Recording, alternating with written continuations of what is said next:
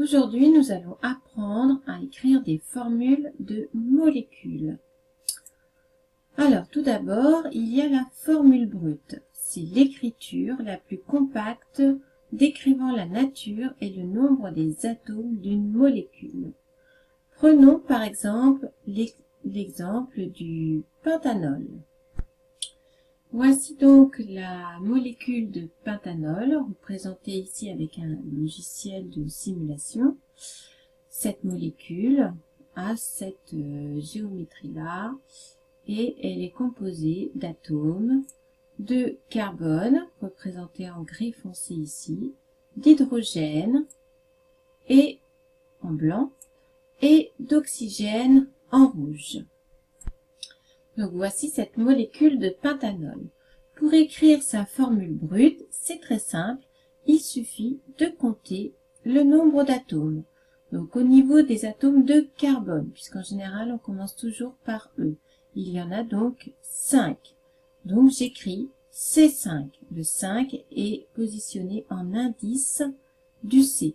Ensuite, les hydrogènes en blanc, il y en a au total, vous pouvez compter, il y en a 12. Donc j'écris H, symbole de l'hydrogène, et le nombre 12 en indice en bas à droite.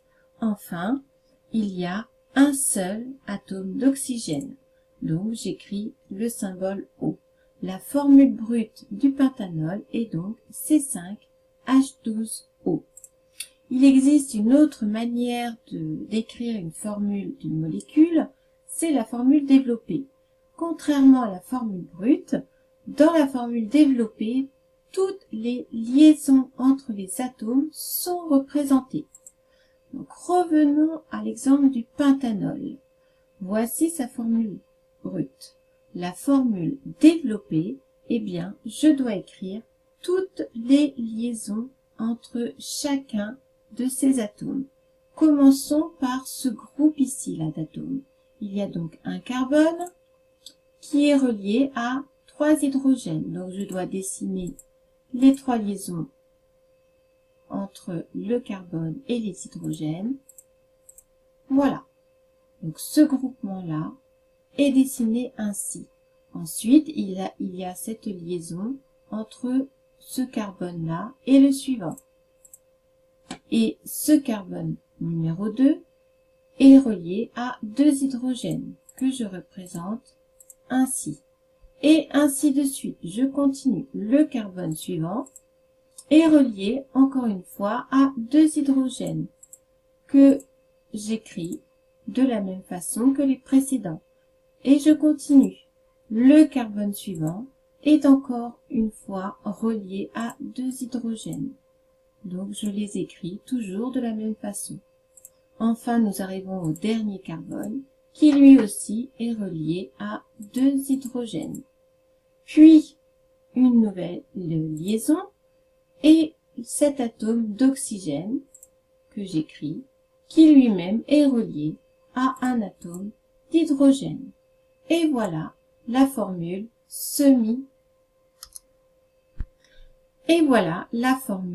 développée du pentanol.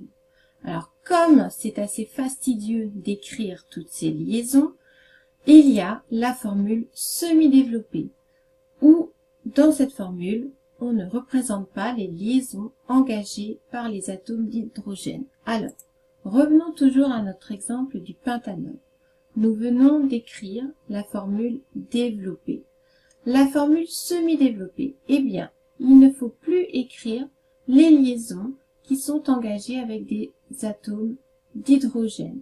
C'est-à-dire que pour ce groupement-là, nous voyons que ce carbone que j'ai mis en bleu est relié à 3 hydrogènes. Donc, au lieu de tout détailler, nous écrirons tout simplement CH3.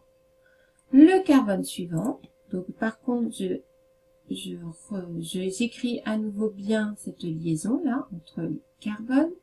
Eh bien, le carbone suivant que j'ai mis en vert est relié à 2 hydrogènes. Donc j'écris CH2 et ainsi de suite. Je dessine la liaison carbone-carbone ici Et ce carbone que j'ai mis en jaune est aussi relié à 2 hydrogènes. Donc j'écris CH2.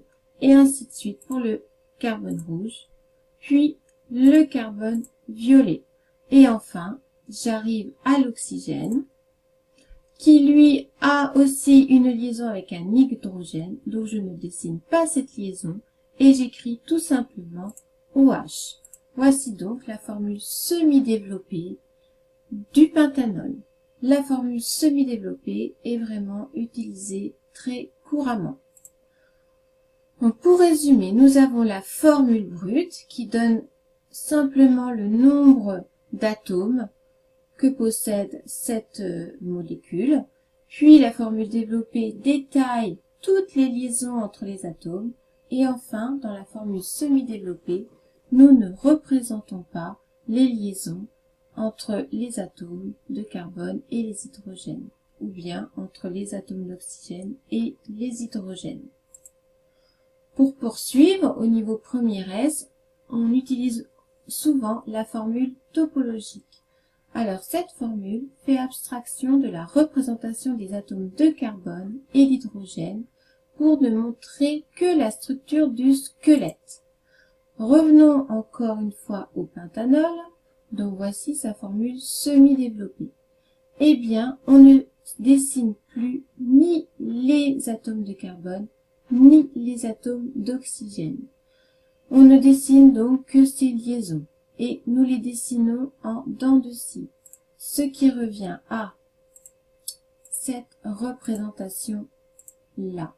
Donc là, ce trait bleu représente la liaison entre ces deux carbones,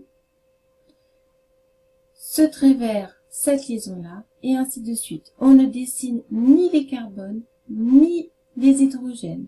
Nous savons qu'ici, il y a un carbone, ici, il y en a un. À chaque sommet, il y a un carbone et le nombre d'hydrogènes suffisant. Enfin, nous dessinons l'atome d'oxygène avec son hydrogène. Voilà la formule topologique du pentanol.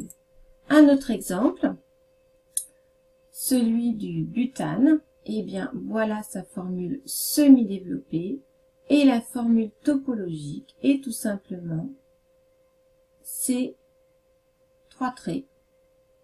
Et donc ici, nous savons que nous avons un carbone lié à 3 hydrogènes. Ici, un carbone à 2 hydrogènes. Ici, un carbone à 2 hydrogènes. Et enfin, ici, un carbone à 3 hydrogènes.